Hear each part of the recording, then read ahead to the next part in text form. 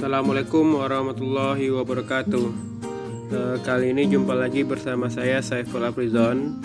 Kita akan membahas kelanjutan dari sifat koligatif larutan yang kemarin sudah kita bahas dalam video sebelumnya.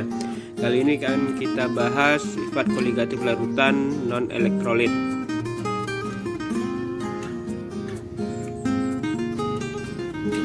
Kompetensi dasarnya masih yang kemarin, yaitu menganalisis sifat koligatif larutan, penurunan titik uap jenuh, tekanan uap jenuh, kenaikan titik didih, penurunan titik beku, dan tekanan osmosis. Tapi dalam hal ini, dalam video ini akan kita bahas khusus kenaikan titik didih atau delta TB dan penurunan titik beku atau delta TF. Seperti yang kita ketahui kemarin, dalam video kemarin dicontohkan bahwa pada saat kita merebus air untuk memasak mie misalnya, awalnya airnya sudah mendidih, namun ketika dimasukkan bumbu dan dimasukkan mie, seketika itu airnya tidak mendidih, kemudian beberapa saat baru mendidih kembali. Nah, inilah kemarin kita contohkan salah satu contoh sifat koligatif larutan, di mana adanya partikel zat terlarut di dalam larutan akan menghalangi proses larutan mendidih. Maka semakin banyak jumlah partikel zat terlarut, semakin sulit pula larutan itu mendidih. Titik didihnya akan semakin tinggi. Selisih titik didih larutan dengan titik didih pelarut murni, inilah yang kita sebut dengan kenaikan titik didih. Semakin tinggi konsentrasi larutan atau semakin banyak partikel zat terlarut di dalam suatu larutan, maka akan menyebabkan titik didih larutan semakin tinggi. Delta TB itu bisa kita tentukan, atau selisihnya tentunya bisa ditentukan dari titik didih larutan dikurang titik didih pelarut murni. Kalau air biasanya pelarut murni titik didihnya adalah 100 derajat Celcius. Dari definisi di atas kita bisa memasukkan dalam suatu rumus delta TB sama dengan M kali KB. Berarti kenaikan titik didih tersebut bisa ditentukan dari konsentrasi larutan dikali dengan KB. Atau konsentrasi juga bisa dipecah lagi rumusnya, kemarin sudah kita bahas. M itu sama dengan gram per mr kali 1000 per P. Maka delta TB bisa kita ubah rumusnya menjadi gram per mr kali 1000 per P kali KB, dimana delta TB adalah kenaikan titik didih, KB adalah tetapan kenaikan titik didih, biasanya untuk air 0,52. M adalah konsentrasi larutan dalam molalitas, gram massa zat terlarut, kemudian mr adalah massa molekuler relatif, dan P massa pelarut. Nah, ini semuanya kemarin sudah kita bahas dalam video sebelumnya. Yang kedua, kita lihat lagi penurunan titik beku. Kemudian kemarin juga dicontohkan bahwa untuk mencairkan salju disiramkan garam. Nah, mengapa garam tersebut dapat menyebabkan saljunya cair? Sebenarnya penambahan garam pada salju tentunya akan membuat larutan garam, sehingga larutan garam itu tidak lagi membeku pada suhu yang normal. Misalnya air membeku pada suhu 0, maka larutan garam pada suhu 0 dia tidak membeku atau belum membeku. Maka dengan sendirinya saljunya akan cair. Sama seperti proses mendidih tadi, partikel zat terlarut juga dapat menghalangi proses larutan membeku. Maka semakin banyak jumlah partikel zat terlarut, maka semakin sulit larutan tersebut membeku. Kalau semakin sulit membeku, artinya membutuhkan titik beku yang lebih rendah dari air. Misalnya air membeku pada suhu 0, ya semakin banyak konsentrasinya akan membuat titik bekunya semakin rendah. Misalnya -1, -2, dan seterusnya. Selisih antara titik beku larutan dengan titik beku pelarut murni ini disebut dengan penurunan titik beku.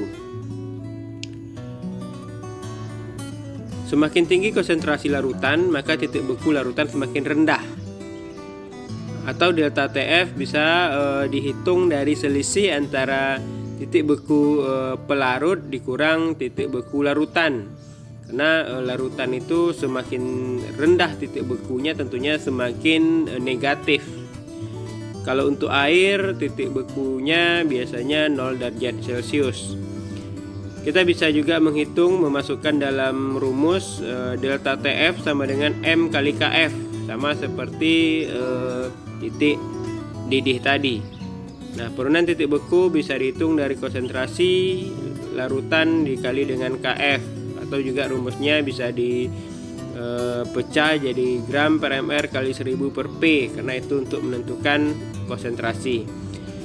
Dimana delta TF adalah penurunan titik beku, KF adalah tetapan penurunan titik beku air 1,86, M konsentrasi larutan dalam molalitas, gram massa zat, mr massa molekul relatif, P massa pelarut dalam gram.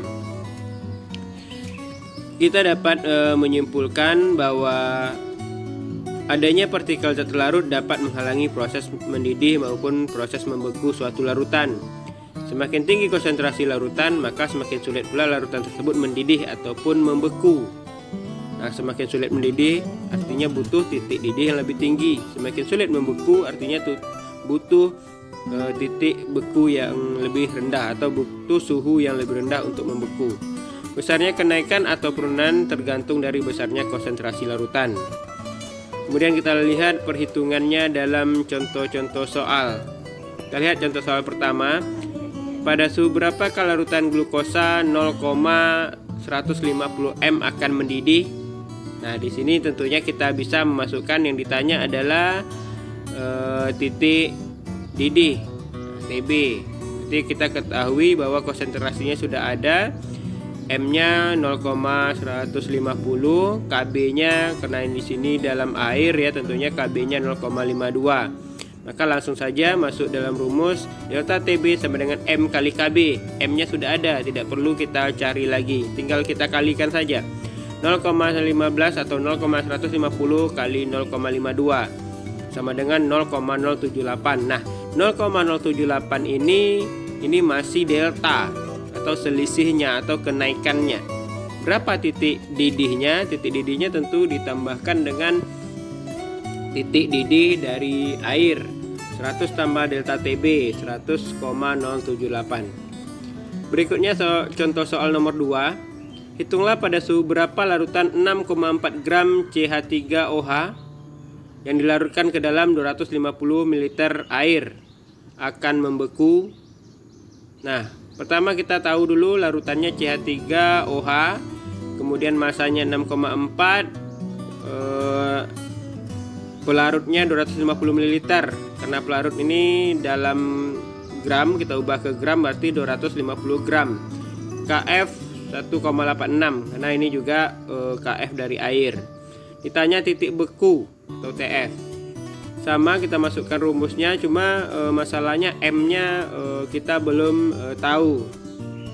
Berarti kita cari dulu M-nya atau bisa langsung masuk rumus delta TF sama dengan gram per mr kali 1000 per P kali KF. MR dari CH3OH kemarin sudah kita cari, C-nya 12, H-nya 1, O-nya 16. Kemarin sudah kita hitung 32 ya, CH3OH. Kita lanjutkan. Delta TF sama dengan 6,4 per 32. 6,4 nya adalah GR-nya atau massa zat terlarutnya, 32 adalah MR-nya, kali 1000 per 250 kali 1,86. Jawabnya delta TF sama dengan 1,488. Nah, sekali lagi ini baru delta atau selisihnya atau penurunannya. Maka kalau penurunannya 1,488 berarti titik beku dari larutan ini adalah min 1,488 derajat Celcius. Contoh yang ketiga, jika larutan urea dalam air membeku pada suhu min 9,3 derajat Celcius, pada suhu berapa larutan tersebut akan mendidih? Nah, ini berarti yang diketahui adalah titik bekunya. Kalau titik bekunya sudah diketahui min 9,3, berarti deltanya atau penurunannya 9,3. Nah, dari penurunan titik beku tadi kita akan mencari konsentrasinya terlebih dahulu. Delta TF sama dengan M kali KF. Berarti 9,3 sama dengan M kali 1,86. Sehingga M-nya kita dapatkan adalah 5 molal. Nah, kalau larutan ini punya konsentrasi 5 molal, maka kita akan bisa menentukan pada titik pada suhu berapa dia mendidih. Masukkan saja rumus berikutnya untuk delta TB. Delta TB sama dengan M kali KB. Berarti M-nya tadi 5 molal kali KB 0,52 sama dengan 2,6. Kalau 2,6 berarti selisihnya atau kenaikan dari titik didihnya. Maka titik didih larutan tersebut ternyata 100 ditambah 2,6 berarti 102,6 derajat Celcius. Baik, itu beberapa contoh soal ya. Satu lagi kita coba lihat lagi contoh soal nomor 4. Sebanyak 20 gram larutan non elektrolit A dilarutkan ke dalam 250 gram air. Zat tersebut ternyata dapat membeku pada suhu min 3,72 derajat Celcius.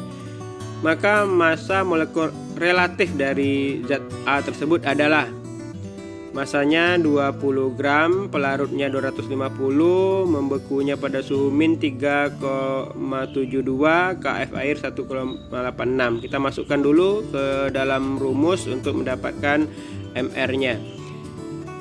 TF-nya min 3,72 berarti delta TF-nya 3,72. Delta TF sama dengan M kali KF. Berarti kita dapatkan M-nya sama dengan delta TF per KF sama dengan 2. Kalau sudah dapat M-nya 2, baru kita masukkan ke dalam rumus lagi M sama dengan gram per MR kali 1000 per P.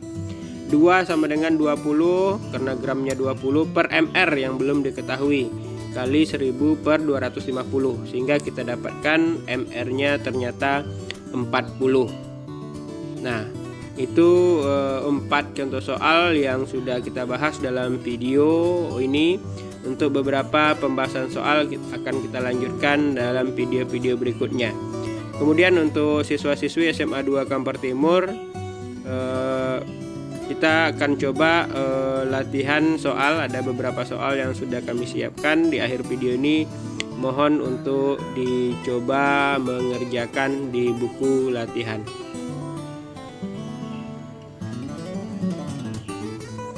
Ini soal yang pertama. Jika suatu larutan non elektrolit X membeku pada suhu min 0,93 derajat Celcius, pada suhu berapa larutan tersebut akan mendidih? Ada pilihannya untuk menguji apakah perhitungan Anda benar atau tidak. Soal nomor 2. Pada suhu berapakah 12 gram urea yang terlarut dalam 500 gram air akan mendidih? Nah, ini diketahui KB airnya 0,52, AR masing-masing zatnya juga diketahui. Soal nomor 3. Sebanyak 18 gram glukosa dilarutkan dalam 500 gram air. Bila KB air 0,52, maka titik didih larutan adalah. Yang soal nomor 4. Jika 90 gram glukosa dilarutkan ke dalam 2 liter air, hitunglah kenaikan titik didih larutan, penurunan titik beku, dan titik beku larutannya. Oke, selamat mengerjakan. Demikian yang dapat kita bahas pada pertemuan kali ini. Sekian dan terima kasih. Assalamualaikum warahmatullahi wabarakatuh.